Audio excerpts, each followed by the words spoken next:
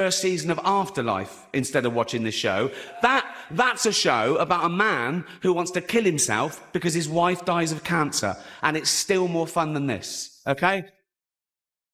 Spoiler alert, season 2 is on the way, so in the end, he obviously didn't kill himself, just like Jeffrey Epstein. Shut up! I know he's your friend, but I don't care. You had to make... What made you think, you know what, I'm just going to hammer him? I don't care what the... Well, I thought, when they said, do you want to host the Golden Globes, all that stuff I said in the show was true. I said, I'm going to write my own jokes, right? And I thought, who do I pander to? The 200 richest people in the room, or the 200 million people watching at home who aren't winning awards, who aren't millionaires? And it was a no-brainer. I was doing it for them, you know, and I didn't want to... It wasn't set out to hurt their feelings, but it was... If you're going to make it a spectator sport, then you better have something... There better be something in it for the people at home. Chris Tucker that we got now is Epstein Island Chris Tucker, not Smokey. Oh, Lord. Where is Diddy any different than Epstein? Really? Where is it any different? What's the difference? Why is nobody paying attention to the fact that there were underage girls that were allegedly attached to Diddy as well? Unfortunately, one of them, Anna Kane, who was a murderer as well. Picture this. There are moments in Hollywood that age differently. At first, they look like jokes. Then, scandals happen. Files get released, powerful people disappear from public view. And suddenly, those jokes don't feel funny anymore. In January 2020, Ricky Gervais stood in front of the most powerful celebrities in the world and openly referenced Jeffrey Epstein during the Golden Globes. The room laughed, but not comfortably. Some people stared at the floor. Others froze completely. And millions of viewers watching years later now believe that moment exposed something much darker happening inside Hollywood culture. Because shortly after that speech, Harvey Weinstein went down.